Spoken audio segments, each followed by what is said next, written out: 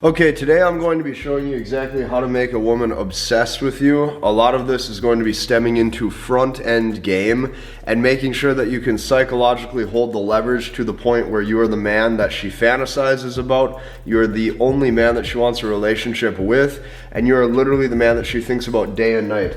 I'm going to be showing you how to do this step by step, and I want all of you to take notes because this is some serious high-level game that took me over 10 years to figure out and actually construct for myself. Now, here's a fair warning. Please do not use this for evil. I want you to only use this with the dating companions that you genuinely could see yourself with, because this is some high-level verbal play and psychological moves going on. The first thing we're going to cover is the prerequisite mindset and the prerequisite steps leading into this. So what you have to know as a man is you not caring or you not wanting her in the first place is the ultimate form of high value. This is the ultimate form of attraction. Women only want what they can't have. Women only want the man who's unattainable. Women only fantasize about the guy that they don't know if they can have. And because of that, you not caring or wanting her is the ultimate form of high value. Now, women only look for men who demonstrate real discrepancy in sexual market value. That discrepancy in sexual market value that shows that you have options is only obtained by you truly not caring about anything.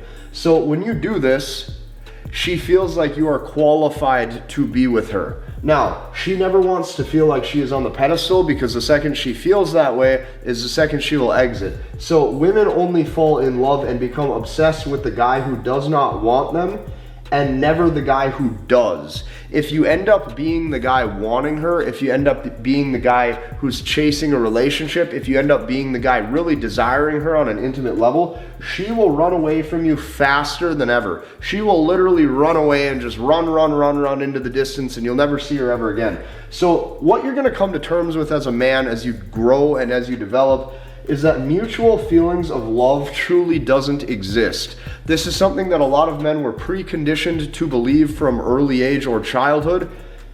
And you think that mutual feelings of love exist, but it truly doesn't work that way. Love is a one-sided game of leverage. The person who holds the leverage is typically the person in the psychological power position. The person in the psychological power position is the one being adored by the other, and that person naturally falls in love. That is how a relationship works. One person is typically at the advantage, the other person is typically at the disadvantage. This is why if you see married couples, they typically don't really like each other that much, or it's typically the man who loves the wife way more than the wife actually loves the husband, and there's typically no connection, no relationship actually going on, and they just coexist mutually. So without further ado, let's dive in. Step one to making a woman crave you and fantasize about you and obsess over you. Step one, on the first couple dates, you need to demonstrate massive indifference. I do not give a single fuck what any of the other content creators telling you about having good chemistry and flirting and developing this great first date by showing your intent and all that bullshit. Women only want what they can't have. So step one, on the first couple dates, you need to demonstrate massive indifference. I don't give a shit what anybody else is telling you. You walk in there like you've already had multiple dates in the past with other women at her current level of attractiveness, and you go in there like this is an average everyday common occurrence for you. So on the date, here's what I want you to do. Like I said, I don't give a shit what anybody else is telling you. On the date, you need to go in and you need to make it as bad as humanly possible. Why would you do this? Because every single guy and their dog out there is literally trying to make it the best date they've ever had for the woman. They try to give the woman this amazing experience. You go in there and you try to make it as bad as possible, and here's why. You want to invert all of the advice that you've ever heard, because every single man has heard all of the same advice about making a good first date, making a good first impression, and leading, and all this shit. Women don't care, and women only want what they can't have. So you need to invert all of that advice that you've ever heard. When you go in on that date, the first thing you do is you don't want to focus on her very much. So focus on your food, focus on your drinks, focus on the scenery around the room. So like what I like to do is I like to look around the room. I like to really make it seem like I don't care if I'm there or not. and you want to seem uninterested in the conversation. Okay, if you're uninterested in the conversation, what the woman's going to do is she's going to question if she's beautiful enough for you. When she questions if she's beautiful enough for you, she tends to fall in love. So you want to seem uninterested in the conversation, and then what you want to do, especially if it's the first date, you want to put a time limit or a time restriction on your time. So leave the first date super early. Get in and get out of there in 20 to 30 minutes max. You want it to feel like it's super short. You want her to feel like she hardly got any of your time. You want her to feel as if she doesn't know if she's ever going to get to see you ever again or not. So leave that date super early. Be in there for 20 minutes and you get in and you get out. But when you do leave that date, there's a specific formula to use. You don't give a hug goodbye. You don't walk her back to her car and tell her that you had a great time. You literally just leave. So don't give a hug goodbye, just leave. Okay, so I show as little intent as possible. I just say, all right, I'll see you later, or it was good seeing you, and I walk out the door. I go my separate ways.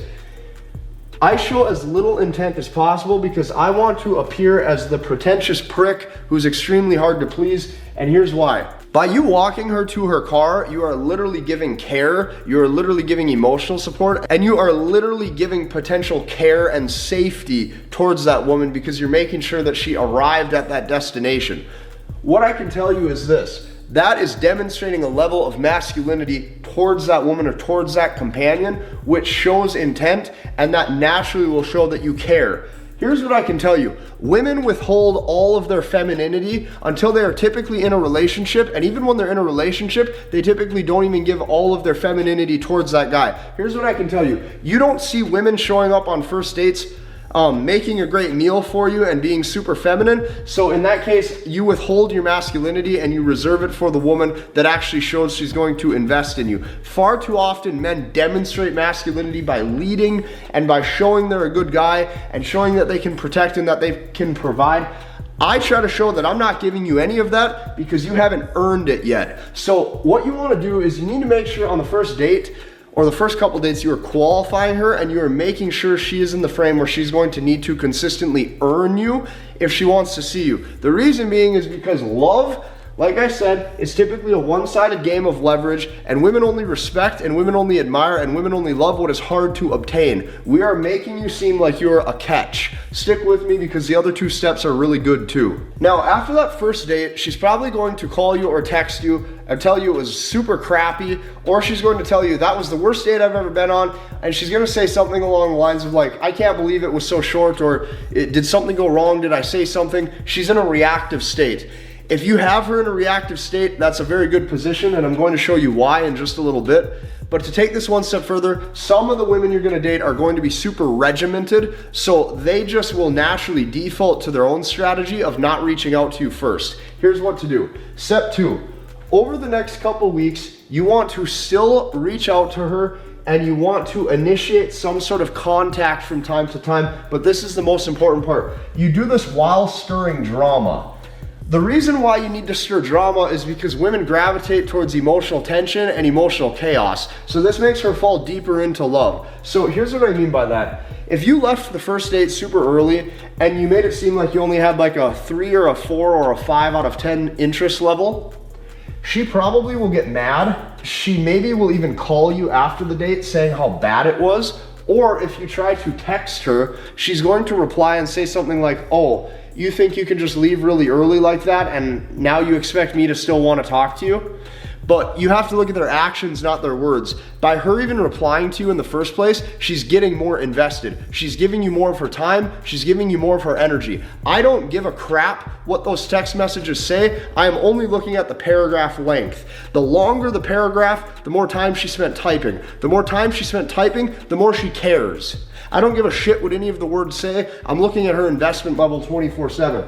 So she'll probably get mad. She'll even call you post-date saying how bad it was. This is really good because now you have her in a state that is reactive and it's emotional. When a woman's in a state that's reactive and emotional, you have to know that this is the tension that creates the state of arousal. So typically women only sleep with men that they kind of hate in some way, shape, or form. Like they hate that guy, or they hate his behavior, or he's like the bad boy. So she wants to try to sleep with him to win him over, to hopefully change him, to hopefully think that She can get him to be a little bit softer, and then she can get him more emotionally weak, but then once you do that, she leaves you anyways. So this is good. You have her in a state that's reactive and emotional. So you have to know that if you have her in this state, this is a state that creates arousal and feelings of sexual tension. That tension is going to make her desire you more. Taking this a step further, okay? What I like to do when I'm texting the woman back and forth over the span of a couple weeks, keep in mind this is going to take some understanding of female nature because I can't necessarily fit all of the little micro steps in. You just have to stick with me here and understand female nature. When you're text messaging the woman, what I'm doing is I'm looking for opportunities to text these things. I say things like, whatever, or I'll say things like, oh, typical coming from you, as if I know her. Or if she will say like, oh my gosh, this is the worst date I've ever been on, I will literally say, don't give me all that BS, right? Don't give me that. Or I'll just put, don't give me that. I'm trying to create some sort of drama or create some turmoil, and here's why. If you create drama and turmoil, she's now arguing with you. Who do women argue with? Women argue with their boyfriends. Let that sink in. If she's willing to engage in argument with you, she's literally becoming more emotionally invested towards you. She's wanting to change how you think, or she's wanting to change your perception. That's a woman's whole strategy, is seeing if she can get you to bend and break and change. The problem is since most guys are so textbook, cookie cutter, wanting to be Mr. Perfect, wanting to show how amazing they are, they get looked at as a weaker option. I want her to look at me as the worst possible light possible, so hopefully she looks like the mindset that she has me in is like, here's a fine piece of rough real estate that needs to get developed. I got some raw land, I got some raw dirt. By the time I dig in that excavator and I start backfilling all that land and I start landscaping it, oh, I'm gonna have a big mansion. I want to be looked at as a rough around the edges piece of work that she has to try to doctor up a little bit. So if she's arguing with you, what does that mean? You need to take that a step further and look. Women argue with their boyfriends. Now she's starting to like you. So what I'm doing when I say these things like whatever or typical or don't give me that BS, I'm acting like it's her fault that I wasn't interested on that first date. I'm like, oh, it's pretty much your fault because this happened and that happened, and I will just start saying things to make it seem like I'm really hard to please because I'm the royal prince or I'm the pretentious prick that's really hard to obtain. This is like the whole game in a nutshell. You can do this at any age, any height, any income level, I don't care. This is how women fall in love. Now I'm acting like it's her fault that I was in this mindset, and the reason why I'm doing this or how I learned this is I actually learned this from women. I noticed that if women would cheat on a guy, they would make up a bunch of excuses why he wasn't emotionally invested in her in the right ways, and she would try to convince that guy that it's his fault that she cheated. So women are masters at this. They will just dance around the questions and make up a bunch of things to convince you that you did something wrong even though she knows that you didn't. So now step 3 happens.